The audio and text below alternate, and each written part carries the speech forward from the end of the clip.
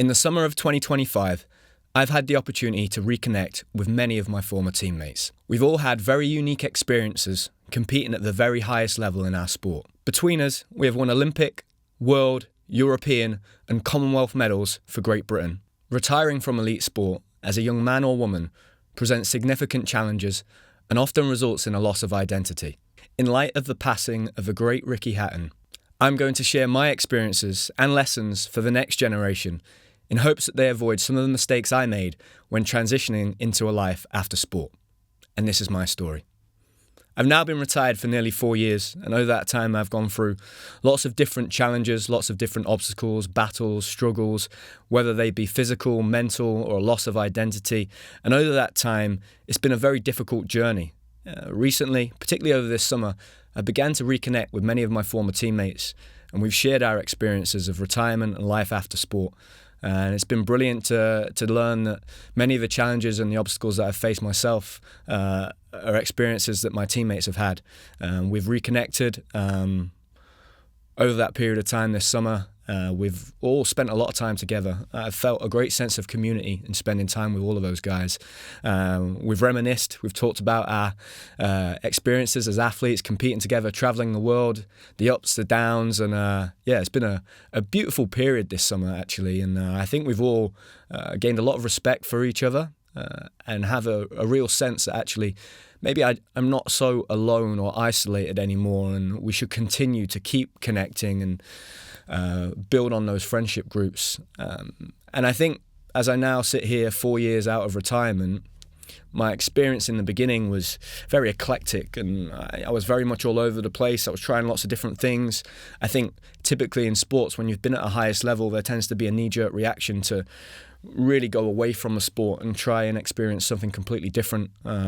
Interestingly, a lot of us have been drawn back to the sport as time has gone on. And I think in the beginning, there is that real loss of identity. You lose that sense of purpose, direction, the structure is gone, and it's very, very difficult in the beginning. And I think the emotions are very much like a roller coaster. They're up and they're down. I think you're ready to move on, but you're also not ready to let go, and you kind of it's almost a tug of war, a mental tug of war that you're going through.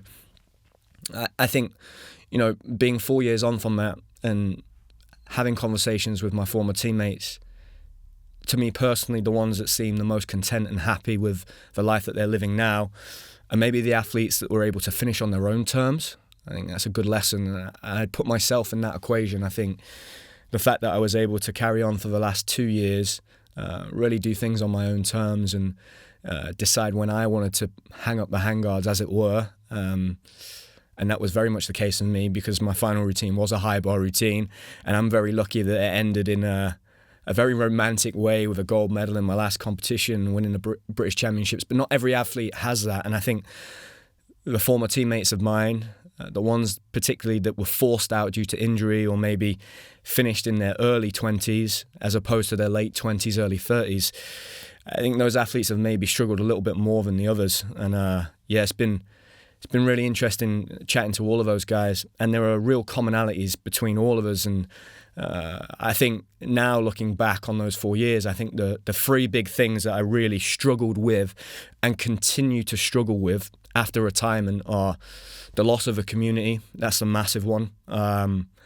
Being around people that understand you, feeling like, these are my people. We have so much context on each other's life. We've been through the same experiences. I very much felt in the early days of retirement like I was isolated on my own. It felt almost like being an iceberg cut off in the middle of the sea, and you're kind of just trying to figure out where it is that you're supposed to be, and you somewhat just float around. Very much like a lost soul, and I felt like that in the beginning, and it felt like I was making work up, and I was trying to create some kind of a career that didn't really exist at the time. And effectively, that's what I was doing, and that was definitely in part because I chose to work for myself and become somewhat of a business owner, an entrepreneur, freelance operator.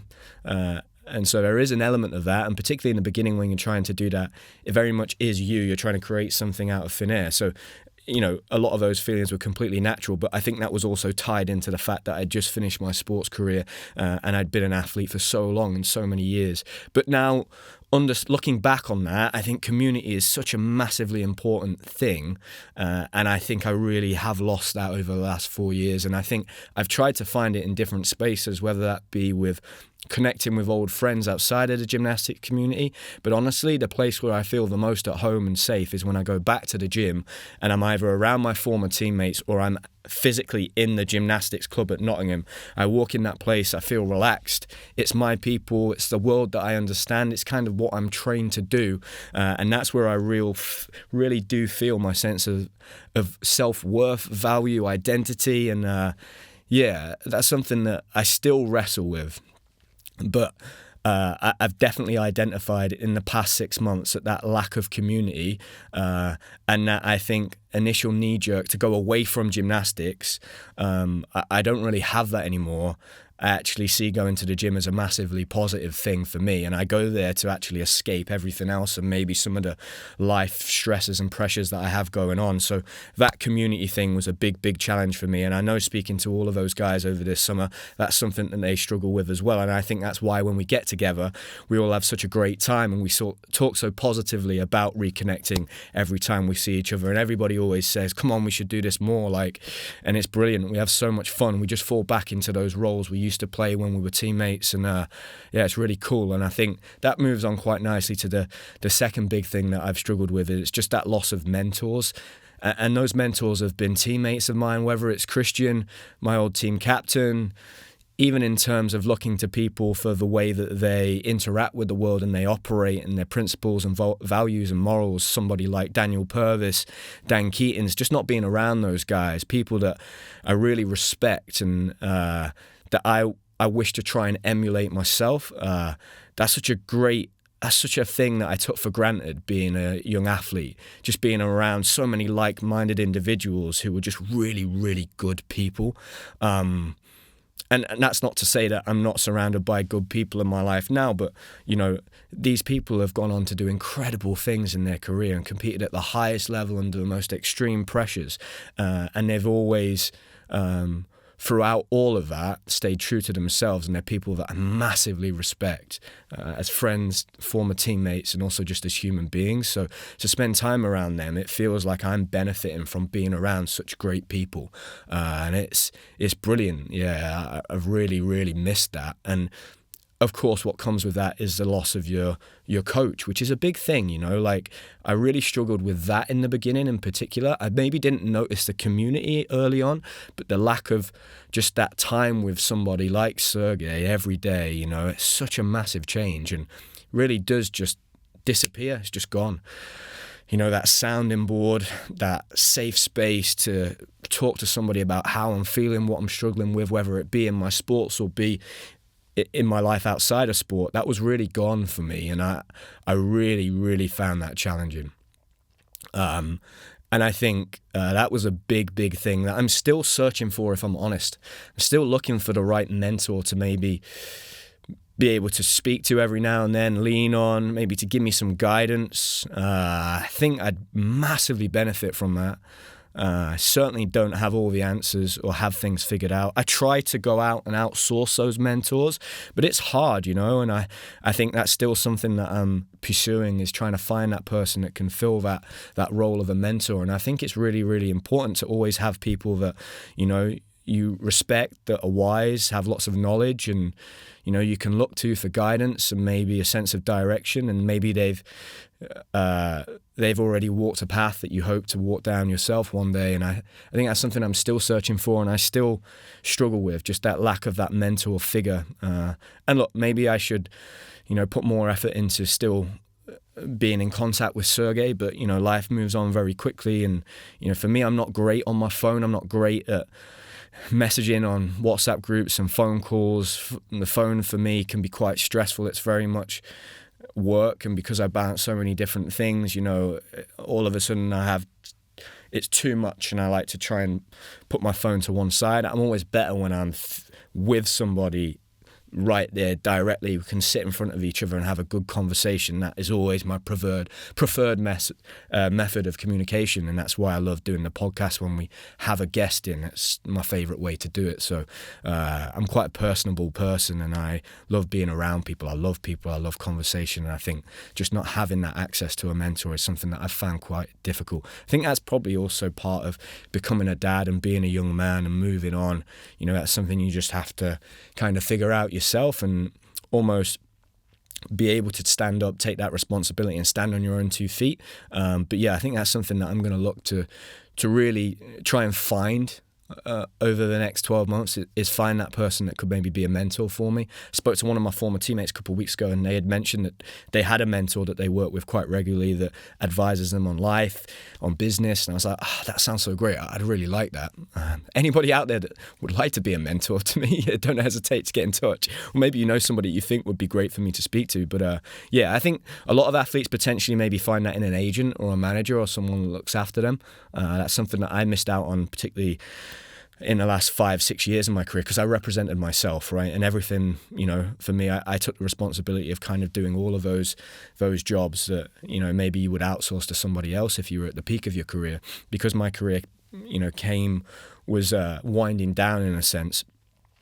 All of those responsibilities I took them on my own shoulders. So yeah, mentor is something that I struggled with, and I'm sure a lot of other athletes do as well. And a lot of guys that are my age, they're probably at the age where their family and their parents are getting a bit older, and maybe they don't feel that their parents are in a position to maybe give them that. And it's tough, right? You know, it's very evident at the moment with recent events that I mentioned in the intro there, that it is just quite challenging for men to talk. It's just hard. There's that stigma around it. It's difficult. I think a lot of my friends and peers and teammates of my generation, their parents are of a certain generation where you just wouldn't talk about that stuff. And look, there are some real positives in being so stoic, but also at times it can be, you know, a real negative. And I think, you know, for me, that's something I'm trying to really work on. And when I look at my son, I want him to feel comfortable to talk about his own experiences and his battles and his challenges and his struggles. And yeah, I think being able to find that figure for me will be massive. I think the final thing that, when I really whittle it down to 3 things I really struggled with, I think it's just that sense of purpose, that sense of direction. You know, when you're an athlete, it's so easy because, you know, right, tomorrow I'm in the gym, this is what I'm doing, this is what I'm working towards, I've got a competition in 6 months, and everything else in your life just kind of falls into place around that goal that you have. And yeah, when you lose that, it's really difficult just to even structure your day.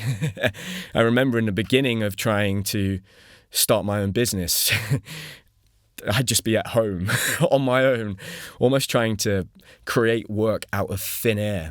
And at times it was very embarrassing and felt very strange and felt like I was just, you know, it felt in many ways like, this is just a joke. Like, this isn't even a real thing that I'm doing. Like, this is not going to work. Like, how embarrassing. You've had this very successful career and won lots of medals, and now you're trying to create something that isn't even real, doesn't even exist yet. Can this even be a thing? So, yeah, that's quite a difficult time, and that's certainly, I would say, that was a very lonely chapter in my life. And at that time, looking back now, I think I probably struggled quite a lot with the loneliness of the aftermath of retiring from elite sport. You know, it's brilliant in that first few weeks and everyone's saying how amazing your career was and sending you lovely messages. But very quickly, in the same way that you would come back from an Olympic Games or a World Championships, and you come back from a big holiday or a big event you've been building up to in your life, those blues kick in, and all of a sudden you're by yourself and you're sat on your own in a room and you're having to deal with those thoughts that you've got and all of those emotions and everything that's going on. And it was a big change for me, I think, chemically as well. You know, for 21 years, I'd spent my life training probably 6 hours a day, 6 days a week. And all of a sudden, you've gone from doing that level of exercise to nothing, just a clean break. I was then diagnosed at the age of 30, so 2 years after my retirement, with ADHD and obsessive compulsive personality disorder. So for those 2 years preceding that, I still battled and struggled with not understanding that about myself and how my mind worked. And I think that's probably common with a lot of athletes. I think probably there's a whole group of athletes out there, particularly in my sport of gymnastics. And look, I've been fortunate enough now to sit and have 133 conversations on this podcast. And there are times where I'm sat in front of one of my former teammates or even athletes that are still competing, and I can see that they cannot sit still. They're so like me. Many of us, that goes undiagnosed or is not picked up on, or is very much masked by the sheer volume of exercise we're doing and the structure that sport has brought into their lives, normally when they're a very young child. So you take that away and all of a sudden feels like the stabilizers have been taken off your bicycle and you're wobbling all over the place. And that was very much my experience, I'd say, in the first year of retirement. It also coincided with a lot of big life events. But now, 4 years on, I do really feel like I do have found that purpose. It's just taken a long time. I think when I went into that process of retirement, I was very aware that it would be difficult. I think that made a big difference for me. I was kind of expecting those emotions. I was expecting, if I'm honest, to probably become a little bit depressed, because I was someone that had already been through quite serious mental health battles, had been diagnosed with depression, anxiety 2 years before my retirement. So I was pretty aware that, look, if anything is going to probably impact my mental health, it's probably going to be retiring from a sport that I've done for 21 years and that loss of identity. So I was very prepared for that, and I think that did help me just kind of ride those feelings. But I was lucky enough to have already been through therapy at that point and had some mechanisms in place to support me in that period.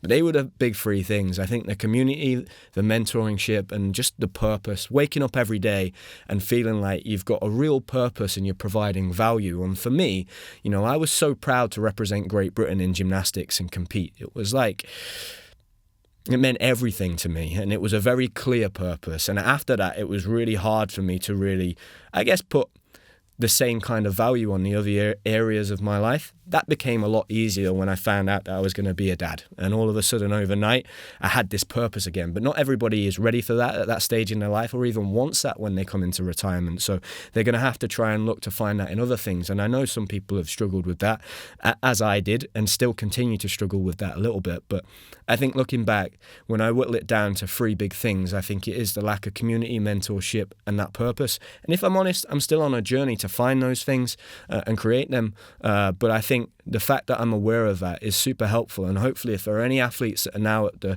stage of their career where they're about to retire maybe, or they're transitioning into retirement, they would be the three areas I'd say really focus on moving forwards.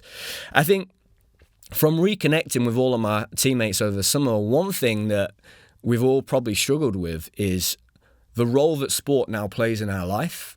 And for me, there are times where I do wonder whether I am that athlete that cannot let go and is always searching for an excuse or a way to get back into doing gymnastics. And at the moment, I'm in the process of doing an exhibition routine. I've got hopes of training to perform a high bar routine, and there is part of me that does really worry that all I'm trying to do is find a little loophole to allow me to do gymnastics again. I think there are clearly going to be some boundaries in place that I'll set myself to make sure that I don't fall victim to the older style and approach that I had in terms of my gymnastics. And I think, the easiest way to stop it, I'm a dad now with a lot of responsibilities. But I'm not going to lie, I have tried to find an excuse to justify me going to the gym and doing some gymnastics training consistently. But mainly, if I'm honest, I just really enjoy it. And I do, if I zoom out and I look at it, I go, going to the gym and being around that community, being around my peers that I respect, being able to do gymnastics, the thing that I really, really love to do while my body's still capable and able to do it, I think that's just a massively net positive thing. It's great for me and obviously what I do now in my career. It gives me another level of credibility, the fact that I'm, working with lots of young gymnasts. I go into schools and deliver gymnastics events, and I can still do gymnastics to a pretty high level. on the high bar, that is, specifically. Everything else and the other apparatus, yeah, I'm not really too much interest in doing, but the high bar, I love it. That's, and I also never had the opportunity during my career to really focus just on the high bar. I always tried to be an all-around athlete, and there's a little bit of curiosity there to see what kind of level of gymnastics I can still do while I train on the high bar, and almost like, I guess, prove some of those old myths, traditional thought processes that exist within the sport wrong. I think I learned that through COVID, of having those 22 weeks off and then getting back to doing high level gymnastics. There's a big fixation on the hours, the time, but not necessarily on the productivity and kind of the mental training. And like my favorite thing now to do is to go to the gym, warm up 10 minutes, jump on the bar, see if I can catch a Kovac first go. It's fun. It's like a challenge. Like, I love it. And I think redefining what sport means for me now is quite important. It's something that I've found a little bit tricky. I tend to enjoy the sports where there's some kind of gamified element to it a lot more. For me to just go on a run or to just go to the gym and lift weights, it's hard for me to not do those sports without there being a purpose to it. And that purpose is normally to compete at some kind of level in a sport. And I don't think that that's a bad thing. I actually think it's a really positive thing. Life is effectively a competition, right? We're all competing like all of the time, and I'm just a very competitive person, and I've been that way since I was a child, and that brings me a lot of joy, and it's a real positive. It can also obviously be to my detriment at times, but now I'm starting to find the sports that I really enjoy and have a real healthy balance to them in terms of my approach and what I get out of them. And it's just trying to redefine that. And I think we all struggle with that. I've chatted to lots of different athletes, all similar. I've got teammates that have a teammate very recently that's just done an ultra marathon. It's pretty extreme, right? And I'm sure there's an element in there and a part of that they miss that high and chasing that high and trying to get that. It's really hard once you've been an athlete that's competed at the very highest level under extreme amounts of pressure, and you've just felt what it's like to represent your country in front of thousands of people, perform a routine in that moment where it really matters. There's no other feeling like that. Like those emotions and those chemical reactions that you experience, they're just once in a lifetime opportunities. You're always in some way going to be constantly looking and searching to get that back. But and I don't think that's a bad thing, but I think doing that in a healthy way and finding what that is for you and redefining maybe what that means for you. And I think for me, I've kind of stumbled on jiu-jitsu and football and going to the gym and lifting weights and doing gymnastics. And I just, when I was a kid, I was really good at lots of sports, but I was obviously only able to do one. And I love being physical and seeing what I can do with my body, particularly in like body weight sports. And I think for me, I just love being able to try lots of different sports and just being active in different ways, I think that's what sport means for me now. It's just exploring like what I'm physically capable of. It's definitely community. There's so many positives that come with that. The last 6 months, I've had plantar fasciitis in my heel. I've not been able to play football, and I've missed that massively, just that sense of being in a team and that camaraderie and all of that. So all of those different sports that I do, I now train 3 or 4 hours a week. That's such a big difference to 30 hours. And that's such a difficult transition in the beginning. But now, sport is so important to my mental well-being and also my physical health, and just how I interact with the world as a human. When I'm not able to do any physical activity in sports, my mental health takes a massive decline. So that's one thing I would definitely suggest to any athletes that are in the period of their career where they're maybe looking at retirement and transitioning out. It's a whole world of opportunities out there, and there's so many different ways that you can physically exercise. I think one thing that we really struggle with as gymnasts is that you go from competing at this very high level, doing 30 hours of gymnastics a week, training your body over a course of decades, being so like high level, skilled at such a high level in a specific thing, and then there's no use for it after you retire. It's just gone. There's like no way to do gymnastics just at an amateur level. That's one thing I'm trying to figure out, because like I've found that I go to the gym and I train, I might do an hour every couple of weeks. Maybe now I'll start doing an hour a week. But they're really like there isn't anything in place, and that's why I'm trying to do this kind of exhibition routine and maybe create a little community of guys where we can meet together and still do some gymnastics, because it doesn't have to be just about going to the Olympics. Gymnastics, I sit there in schools and go to gymnastics clubs and talk about the benefits of the sport of gymnastics, how great it is for you physically, but also mentally, in terms of the structure it provides and the discipline for young people.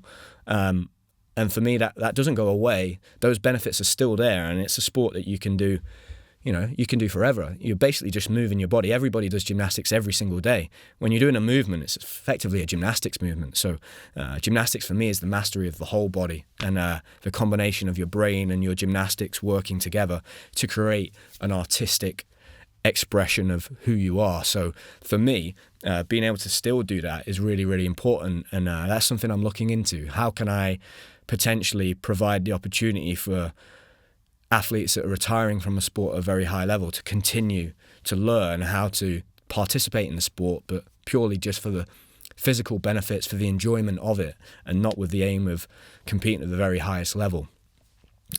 Because it's such an amazing thing that you can do and such an incredible skill. I mean, being able to do a Kovac on a high bar, like how rare is that for a human being to be able to do something like that?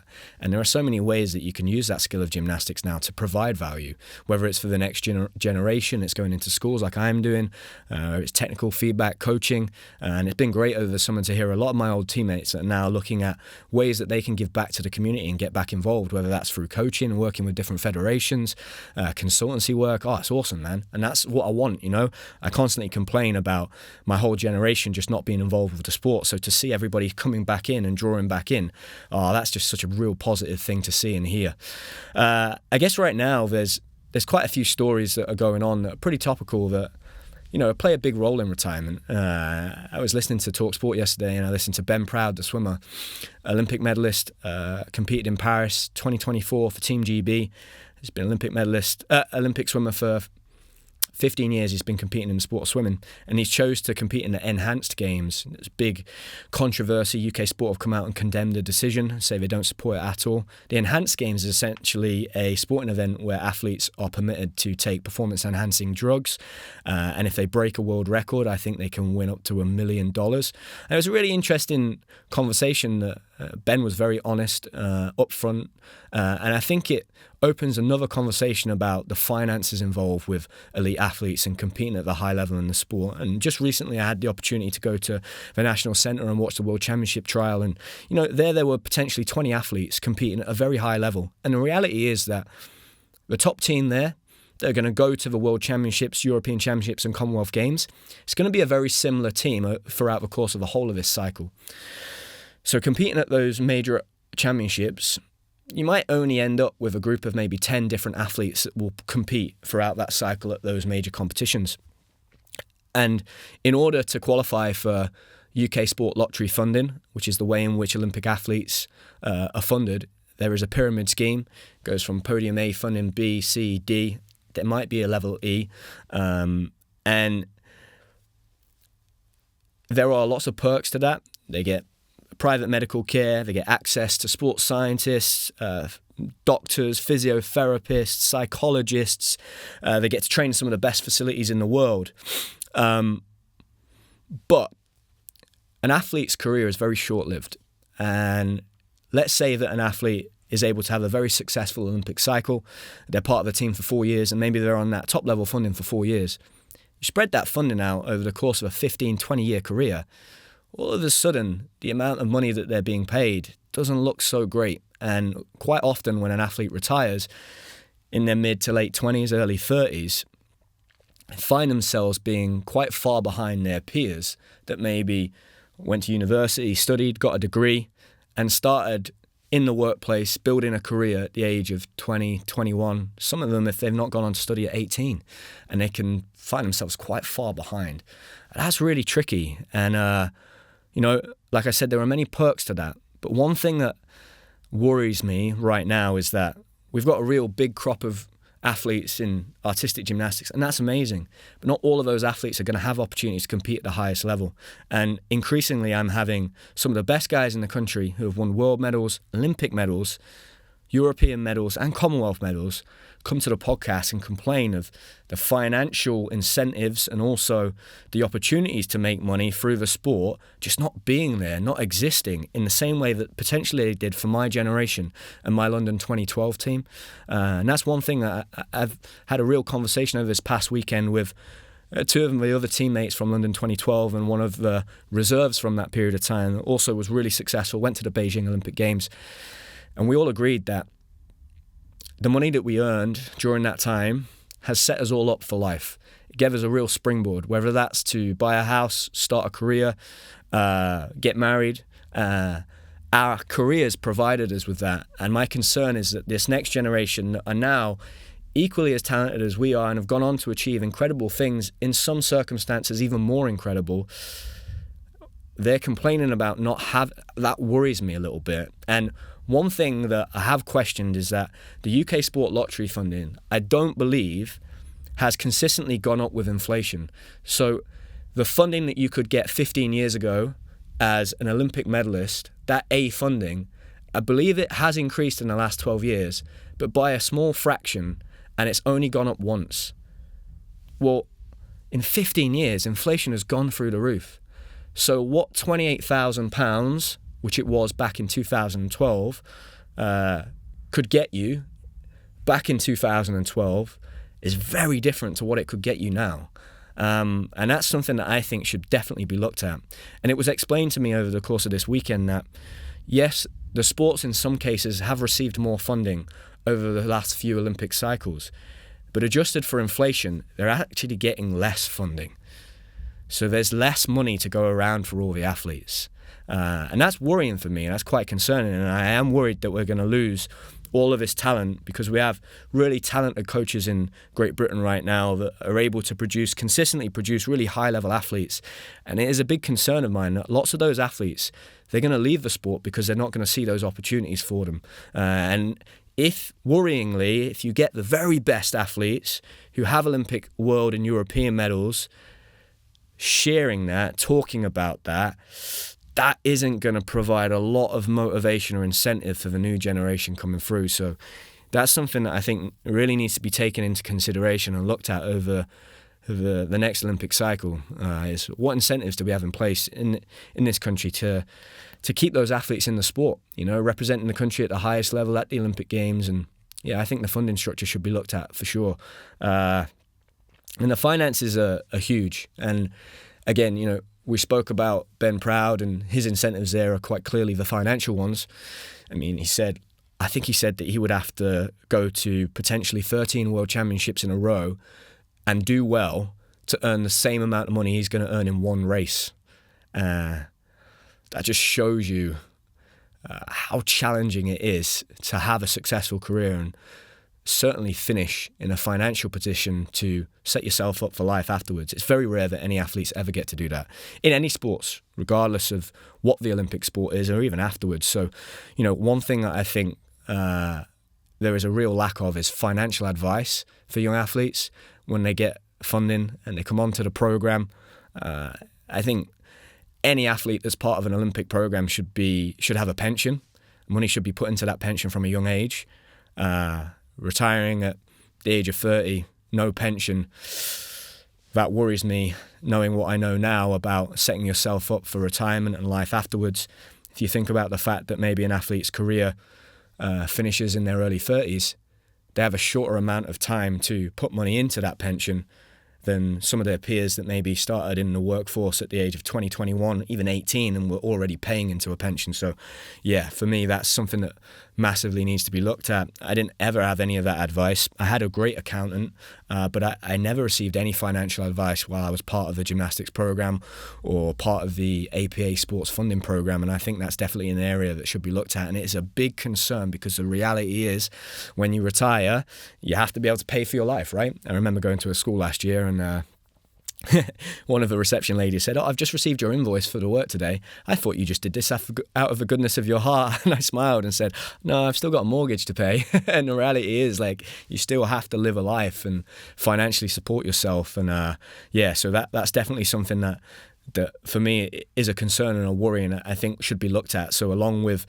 the funding going up with inflation, I think that there being financial advice multiple times a year and access to a professional accountant, also some advice around pensions and an implementation of pensions for Olympic athletes just seems like a no-brainer solution to a difficult obstacle that athletes have to face when they retire, and that is not being financially educated in any way in many circumstances. There also is a lack of money going around with sponsors. Just in general, the economy in the UK is not great, right? So, people seem to be struggling to find sponsors, get supporters. And in the past, that was something that we could really rely on, particularly my generation. I think all of the top guys had big sponsors, big supporters and backers that wanted to be part of the journey. I think that was certainly the London 2012 effect. That's becoming increasingly more difficult to convince somebody to come on board and support a journey. I think that's in part where the athlete comes in. They have to be prepared to document their journey, share their narrative online. Social media plays a big role, and no longer can you just be an incredibly talented athlete that wins medals. You have to be a brand that people want to support and get behind. I think that's the way in which the world is going. People want to know about people's stories, so there is a responsibility on the athletes there. So if anybody out there is listening as a young athlete, now's the time to start documenting your journey. You can do that in many different ways, in different formats. There are plenty of people online that don't put their face in front of the camera, but they're still documenting their journey, doing a really incredible job. The amount of accounts that are out there, of just gymnastics accounts, repurposing and reposting old footage of gymnasts doing incredible things. I mean, some of those accounts are bringing in millions and millions of views, and as an athlete and a gymnast, somebody that knows the sport inside out, it's a real avenue for people out there.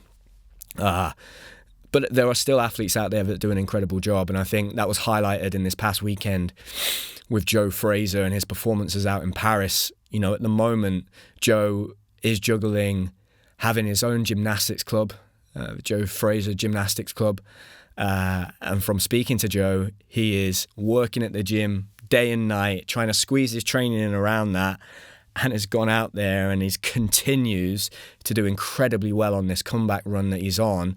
Did very well at the World Championship trial not long ago, competed at the Adams Shield, I believe, earlier in the summer, and then has gone out to Paris and looked like a world beater.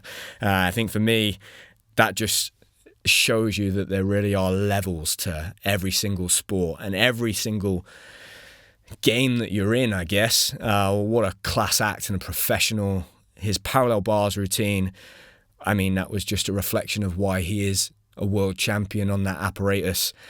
Very, very impressed with his rings routine. His strength just looked incredible on rings. Absolutely rock solid. Positions were brilliant. Did a triple back.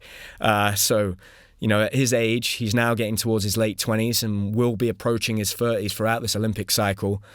He's just looking better than ever. He's come back from a shoulder surgery. What an incredible example for all those young athletes out there. And Joe is somebody that, throughout his career, he's had big sponsors, whether that be Sky Sports, Gymshark, has maybe gone through periods of time where he's lost those sponsorship contracts, but is now doing a brilliant job of putting himself right in pole position to start working with brands again, and he just does an amazing job. I think he's an incredible athlete. I love following his journey, and I'm really excited to see what he could do at this World Championships and for the rest of the cycle, because I think Joe's going to play a massive role in that GB team. And it's going to be exciting to see. Just that experience. Just like I said, that professionalism and what that looks like over the course of an Olympic cycle, and whether or not he could make it to LA 2028. I mean, there's probably only one thing in Joe's career that he's still striving for in terms of medals. I'm sure that's an Olympic one. And at the moment, he looks like, if he can stay fit, stay healthy, ride it out, he's still enjoying it, still able to perform at his best, and physically he's in good shape. There's no reason why Joe couldn't be there in 2028 in LA, which would just be fantastic. So, Joe Fraser, incredible performance out in Paris. And, certainly one to watch for the World Championships later this year. And then I guess the message for the young athletes is take those opportunities. Don't miss them. If you get them, grab them with both hands, because you might only get one. And, I spoke about Alex Cash at the World Championships trial, going out to Paris. Took his opportunity, performed well in qualification, got into the final, performed well again against some of the best pommel horse workers in the world. Didn't look out of place, amazing performance. Again, new young athlete. Never competed at major championships before. First athlete from Notts to compete at World Championships since Samuel Hunter back in 2006. Massive achievement for the club, but personally, incredible achievement for Alex. Whether he makes it for that team, we'll find out. By the time this episode comes out, we'll know the answer to that. Fingers crossed for him. I hope it goes his way. But yeah, just a real good example for all of the young athletes out there. If you get an opportunity, you've got to take them because you don't know what comes from that. And then you have to really maximise that opportunity, make the most of it and use it as a springboard moving forwards to build a career from. So yeah, amazing thing. And I think, just to kind of sum all of this up and get to some kind of a conclusion, the big thing that a lot of athletes, and certainly all of my former teammates, we all kind of talk about is just mentally how difficult it is, It's such a strange thing to retire in your 20s. And nobody else really understands that. There are not many other walks of life other than sport, maybe media, and certainly maybe the performing arts industry at times. You can get one-hit wonders, I guess, that rocket to fame, or young actors or actresses that a skyrocket into the spotlight. Maybe they never work in Hollywood again, or in the movie industry, or in the music industry, and they disappear off thin air. And same in sports as well. They maybe have one opportunity, compete at one Olympic Games at the age of 19, and then kind of that's it. The mental toll of retiring and just that loss of identity and purpose and your own self-worth and your value, it is not uncommon for athletes to really struggle following that. And many of them try to chase that high in other things, whether it be alcohol, gambling, drugs, trying extreme sports. Some people never find that sense of purpose again. And, it's something that I feel very passionately about. And I was really upset to read the news over the weekend of the passing of Ricky Hatton. He's obviously spoke about his battles with substances in the past. And I can completely relate to that. And, I have teammates that have struggled and continue to struggle in the same way. And most of the time, if I'm honest, I think we're just all trying to escape those feelings of, in a lot of ways, a lot of trauma and just a very unique childhood. It's such an extreme thing to do, to be put under all of that pressure as a kid. Someone sent me a documentary over the weekend talking about the pressures of being a young athlete, the physical pressure, the mental pressure, the impact that has. And when you're competing in sports like that at such a young age, your brain isn't fully developed. You don't really know yourself, and yeah, it can be a really difficult road to navigate. And if you don't have that support network around you or the access to that psychological support, it can be a real challenge. And my heart goes out to everybody around him, obviously his family and his friends, but him as well. It's really sad.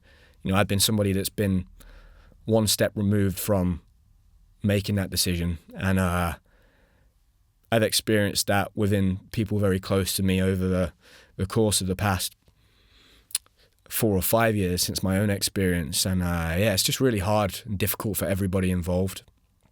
And I think more needs to be done in preparation for retirement for athletes that have competed at that high level across all sports, but particularly Olympic sports.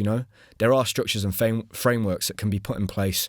And I think if it was me, and maybe there's somebody out there that listens to this podcast and is in a position to at least broach the conversation, whether that be within UK Sport, Team GB, individual sporting federations, British Gymnastics, I think there needs to be a conversation around a retirement package and a transition and a process that takes place when an athlete retires, to look at implementing financial advice, having a medical screening, to get a good idea of, okay, where is that athlete at physically upon the day of retirement?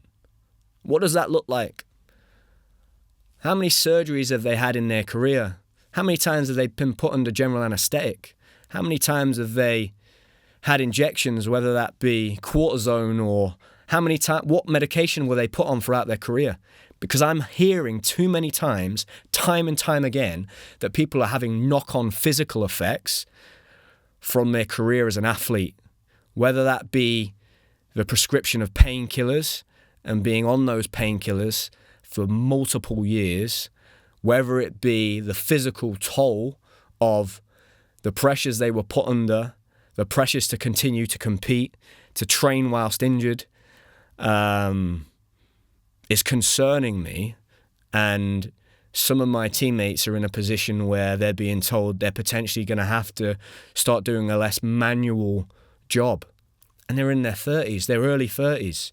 So this is something that I think will potentially become a big problem and needs to be looked at immediately for any athletes that are about to approach retirement. So having that financial advice, massive. Medical screening, and having access to all of your medical records. I've been in hospital 3 times since I've been retired, and all of those doctors, nurses, physicians that have seen me have no access to my medical records from my time as an athlete. And I must have had multiple, I've lost count of the x-rays, MRI scans, the amount of bones I broke, the amount of muscle tears. I should have that. That's my medical history. That should be given to me upon retirement. Access to a psychologist on retirement, as well as a medical screening, a mental health screening. Where's this athlete at? Are they ready for retirement? Regardless of whether they reach out for it or not, that should be part of that process. And I think that should continue periodically for a time to come. Mentor, I think there should be some kind of mentoring group. I would look at having, in this Olympic cycle, we had 5 athletes retire who were part of the Olympic program or the gymnastics program and were funded. Let's put them in a group together and try and orchestrate a situation where they meet up together once a year and they have a mentor that was maybe an athlete that retired in the previous Olympic cycle, and we orchestrate that to make sure they're supporting each other and working together to transition into life after retirement. What an amazing thing to do. I know that they have similar schemes like this in football, and nearly every football club has this in place. We need that in Olympic sports, right? These athletes are making huge sacrifices, representing their country at the very highest level. For me, that's something that would make a huge, huge difference, having that group. That would probably tick a lot of those boxes in terms of the community, the mentorship, and also that feeling of purpose. And that's something that I think would be brilliant. So looking at a retirement package and maybe working with athletes like myself to go, hey, what would that look like? What were the things that you would benefit from now looking back at when you retired that would have helped you transition into life? And look, I'm in a great place in my life. I've massively utilize the opportunities that I had. I understand my value and the leverage, and it's helped me build a career and a life that I can now use to support my family. I love the work that I do. I wake up every day motivated and happy. I have no desire to compete as a gymnast again, in the sense of competing at the very highest level and feeling like I didn't achieve what I wanted to achieve. There's none of that. I'm really content. This exhibition competition that I'm doing is just purely for enjoyment and the challenge. And if I'm honest, if I could get some of my teammates to join in with me and we could meet together once a year, that'd just be a really cool thing and would help with that sense of community, and it'd be something that I'd really enjoy doing, and I think would bring some real value to that group of my friends and my peers that I care a lot about. And if there are any young athletes out there that are struggling and think they'd benefit from a mentor, or they're young athletes are embarking on their career and they're thinking about potentially looking at competing out in Germany in those league matches, and maybe that's an avenue for them to earn some money to continue their gymnastics career, to support themselves, or they need a bit of advice, I'm always happy to speak to anybody, and that's certainly a service that I'm able to provide. I'm starting to do that now with my sports agency. I'm representing 3 athletes that are about to go out to Germany, compete in the German Bundesliga this season, which is very exciting, and that's part of me just trying to give back and share that knowledge and those experiences and help that next generation. And that group of athletes that, want to continue with the sport but are in a position where maybe they're having to make decisions about, is this time that I want to move on? I don't want to lose those talents. I want to keep them within the sport. So yeah, I hope you've enjoyed this episode. I think it's a really, really valuable conversation, and it's one that's worth revisiting every now and then as I mature, get older, maybe look back in retrospect and notice other things that, might have helped and benefited me as I retired and transitioned out of the world of sport. But, I sat there with all of those guys and we all agreed, do you know what?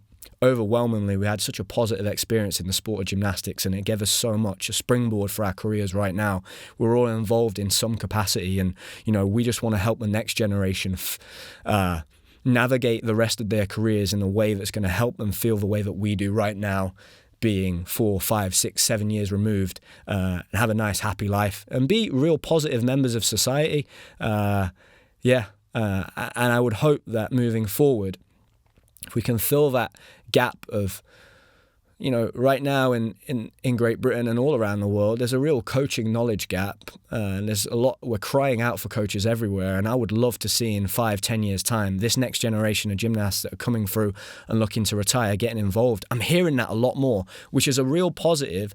Tells me that there are many athletes out there that are now having real positive experience within the sport, particularly in the sport of men's artistic gymnastics within Great Britain. So that's a real positive and a benefit, and something that is very exciting looking forward, and shows me that there are being some changes implemented, and it's great. And if whatever I can do moving forward to raise the profile of the sport of gymnastics and to give those athletes that are coming through in that next generation the best opportunities to prosper, do well, financially succeed through the sport, have great careers, come out of it on the other side as great human beings and give back to that community.